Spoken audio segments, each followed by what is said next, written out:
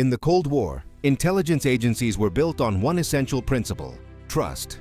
Trust in data, trust in analysis, and trust in the systems designed to turn information into decisions. When that trust began to erode, the danger was no longer external. It became internal. By the early 1980s, this erosion was already underway. Intelligence services on both sides of the global divide were collecting more information than ever before. Satellites, signals interception, human sources, and technical monitoring created an unprecedented flow of data. Paradoxically, this abundance did not bring clarity. It produced anxiety. Analysts were no longer asking whether information was reliable. They were asking which interpretation would survive institutional pressure. Reports began to contradict one another. Signals pointed in multiple directions. Patterns overlapped without resolution. In response, intelligence systems did what they were designed to do under stress. They sought certainty. That search created a problem. Instead of questioning assumptions, agencies began questioning each other. One department's assessment undermined another's confidence. Intelligence that once reinforced conclusions now challenged them. Confidence in shared analysis weakened. Inside secure briefing rooms, discussions changed tone. Less time was spent evaluating evidence. More time was spent defending interpretations. Analysts became cautious not because information was scarce, but because it was overwhelming. This was the moment when intelligence began to distrust itself. Senior officials noticed the shift but struggled to address it. Admitting uncertainty risked political consequences. Leaders expected clear answers, not competing scenarios. Intelligence agencies were pressured to resolve ambiguity, even when ambiguity was the most honest conclusion. As a result, internal checks designed to prevent error began to fail quietly. Analysts filtered information not for accuracy, but for coherence. Reports that aligned with dominant narratives moved faster. Dissenting assessments slowed, stalled, or disappeared entirely. This did not happen through conspiracy or incompetence. It happened through structure. Intelligence organizations were built to reduce uncertainty. When uncertainty became persistent, the system treated it as a flaw to be corrected rather than a condition to be managed. Interpretation filled the gap where evidence could not. The consequences were subtle at first. Warnings became more urgent. Language hardened. Probability gave way to expectation. What might happen slowly transformed into what would happen. Inside the system, some analysts recognized the danger. They had studied historical failures where intelligence collapsed under its own weight. They warned that trust in interpretation was replacing trust in evidence. Their warnings were noted and then ignored.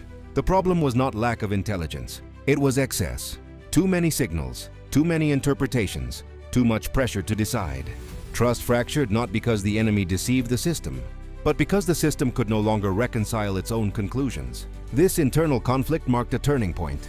From this moment on, intelligence agencies would face a new kind of threat, one that could not be intercepted, decoded, or exposed. A threat that emerged from within analysis itself. When intelligence stopped trusting itself, every conclusion became suspect, and every decision became more dangerous. As confidence eroded, intelligence agencies began to rely less on shared conclusions and more on internal safeguards. What was once a collaborative process slowly fragmented into parallel streams of analysis. Each department protected its own assessments, not to deceive others, but to avoid being proven wrong.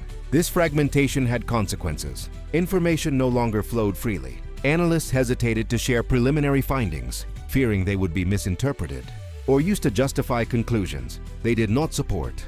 Reports became narrower in scope, carefully worded, and increasingly defensive. The goal shifted from understanding reality to avoiding responsibility. Trust was replaced by procedure. Layers of review multiplied. Each added delay, but not clarity. Instead of resolving contradictions, the system documented them. Uncertainty was archived rather than addressed. The assumption was that more process would compensate for less confidence. It did not. As internal trust weakened, agencies began cross-checking not just information, but intent. Analysts questioned whether alternative interpretations were analytical, disagreements, or institutional positioning. Healthy skepticism turned inward. This internal suspicion distorted priorities. Signals that aligned across departments were elevated, not because they were stronger, but because they appeared safe. Divergent data was downgraded, not disproven, simply sidelined. The intelligence picture grew cleaner and less accurate. Senior leadership noticed the change in tone. Briefings became more cautious yet more alarming. Assessments hedged language while emphasizing risk. Leaders sensed uncertainty but were offered urgency instead of explanation. This contradiction created pressure from above. Decision-makers demanded decisive answers to justify policy. Intelligence agencies, already struggling with trust, responded by simplifying conclusions. Complexity was treated as weakness. At this stage, the system entered a dangerous loop. Lack of confidence produced caution. Caution produced delay. Delay was interpreted as risk. Risk demanded faster conclusions. Faster conclusions further weakened confidence. The agencies were no longer reacting to external threat. They were reacting to internal instability. Some officials attempted reform. Internal reviews were commissioned. Methodologies were questioned. But these efforts faced resistance. Reform implied failure. Failure implied responsibility. Responsibility threatened careers. So distrust persisted quietly. The most alarming development was psychological. Analysts began second-guessing not only data, but themselves. Experience lost authority. Intuition was dismissed as bias. Judgment was reduced to compliance with framework. Intelligence became mechanical. Ironically, this rigidity made the system more fragile. When unexpected information appeared, it could not be integrated smoothly. It disrupted established narratives and was therefore treated as noise. In previous decades, intelligence failures were often blamed on missing information. Now, failures stemmed from too much information filtered through too little trust. The enemy did not need to deceive. The system was doing that on its own. By the mid-1980s, some agencies quietly acknowledged the problem. Internal memos referenced analytical, fatigue, and confidence, erosion. These terms never reached the public. They were too abstract, too unsettling. Admitting that intelligence no longer trusted itself raised an uncomfortable question. If analysis was no longer trusted internally, how could it be trusted to guide decisions that carried irreversible consequences? That question remained unanswered, and as long as it did, every assessment, no matter how detailed, carried an invisible risk. The risk that doubt, rather than evidence, was shaping reality. As internal doubt spread, intelligence agencies began to behave in ways that contradicted their own doctrine. The purpose of intelligence had always been to reduce uncertainty. Now, uncertainty was being managed rather than resolved. The system adapted not by finding truth, but by containing disagreement. This shift altered how threats were perceived. Analysts increasingly relied on consensus indicators rather than independent judgment. If multiple departments echoed similar concerns, those concerns gained weight, even if they originated from the same initial assumption. Agreement became a proxy for accuracy. This was a subtle but critical failure. In theory, redundancy was meant to prevent error. In practice, it amplified it. Identical interpretations reinforced each other until they appeared self-evident. Alternative explanations, even when plausible, struggled to survive review.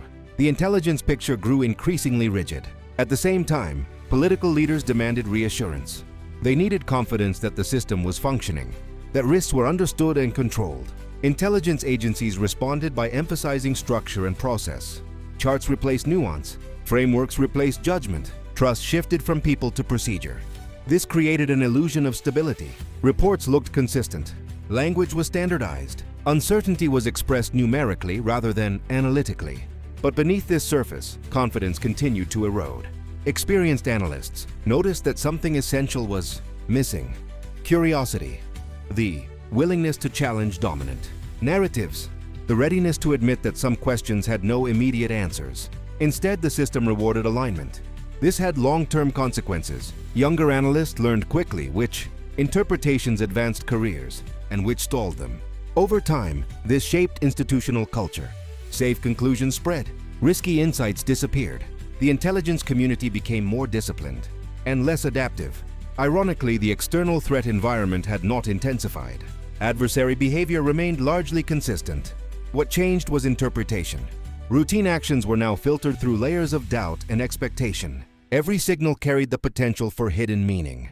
This hyperinterpretation strained resources. Monitoring intensified. Alert levels fluctuated. Systems designed for crisis readiness were engaged more frequently. Fatigue followed.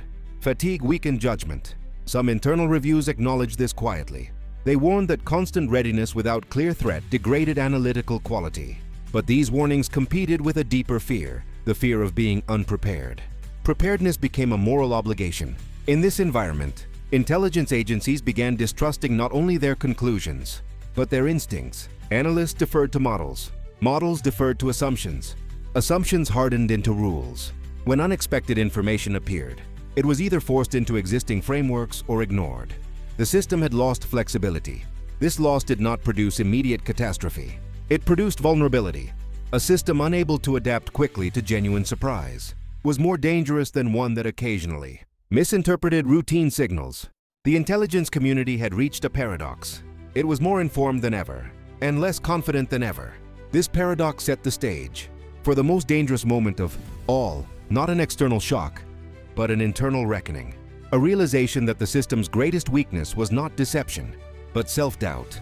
The question was no longer whether intelligence could detect threats. It was whether it could trust itself enough to interpret them correctly. The moment of reckoning did not arrive as a crisis. There was no single incident, no unmistakable failure that forced immediate change. Instead, it emerged slowly, through accumulation. Small doubts repeated often enough became impossible to ignore.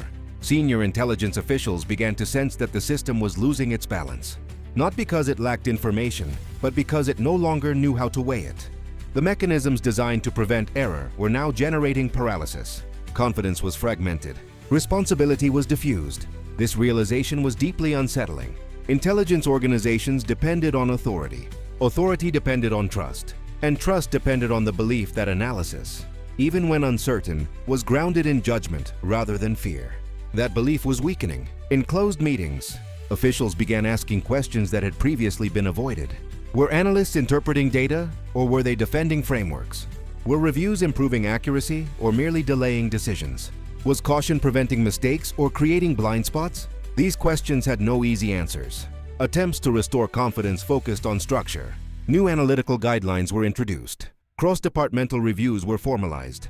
Dissent was encouraged, within limits. The goal was to rebuild trust without undermining authority. But structure alone could not repair culture. Analysts remained cautious. Years of institutional pressure had taught them that deviation carried risk. Even when dissent was invited, it was offered tentatively. Confidence could not be mandated. The deeper problem was philosophical. Intelligence agencies had been trained to assume that uncertainty was temporary, that more data would eventually resolve ambiguity. By the 1980s, that assumption was failing. More data was producing more uncertainty. This forced a fundamental reconsideration of intelligence purpose. If certainty could not be guaranteed, what was intelligence meant to provide? Warning, probability, context, or simply options? The lack of consensus on this question fueled further distrust. Some argued that intelligence should embrace uncertainty openly, that admitting limits would strengthen credibility. Others feared that such honesty would be perceived as weakness by policymakers and adversaries alike. This debate remained unresolved. Externally, nothing appeared to change. Reports continued to flow. Briefings were delivered. Decisions were made. But internally, the system was recalibrating quietly, uncertain whether its own foundations were still reliable. The danger during this period was subtle. A system that doubts itself too deeply becomes risk-averse. It avoids decisive interpretation. It waits for confirmation that may never arrive. In a fast-moving world, delay can be as dangerous as error. Intelligence agencies now faced a dual threat. Acting too quickly risked escalation based on assumption. Acting too slowly risked missing genuine danger. Trust in self was the only factor that could balance this tension. And that trust was fragile. By the late stages of the Cold War, this internal struggle shaped how intelligence was practiced. Analysts were more cautious in language, more precise in probability, and more aware of cognitive bias. These were improvements, but they came at a cost. Speed decreased. Confidence wavered. The system became safer, but less certain. The intelligence community had learned a hard lesson. Information alone did not produce understanding. Analysis required judgment. Judgment required trust. And trust, once broken, could not be restored by procedure alone. As global tension slowly eased, the immediate pressure diminished. But the damage and the insight remained. The final question was unavoidable. Had intelligence become more reliable by doubting itself? Or had it become more dangerous by losing faith in its own judgment? The answer would only become clear in hindsight. The Cold War ended without a definitive answer to the questions that had haunted intelligence agencies for years. There was no formal resolution, no declaration that trust had been restored or that doubt had been overcome.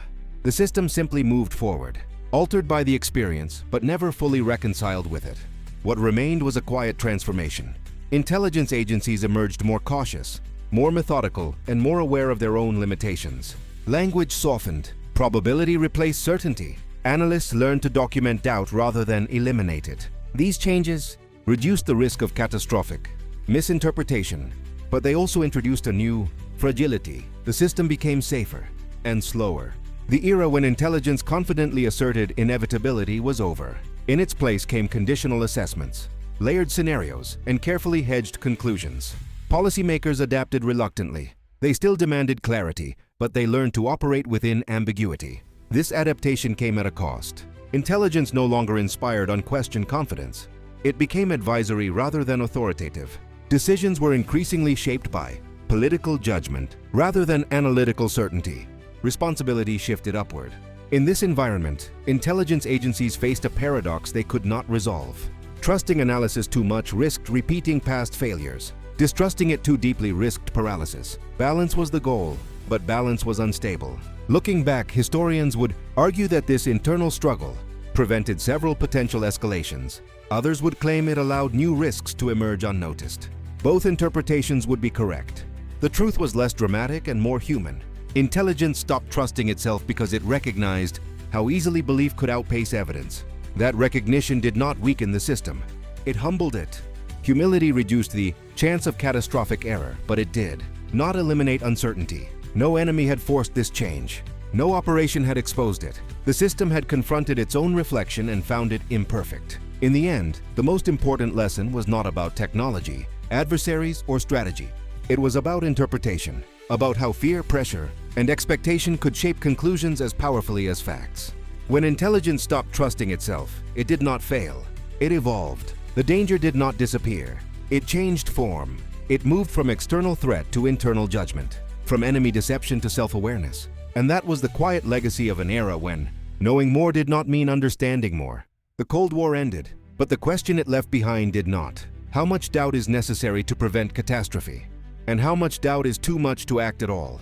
That question remains unanswered.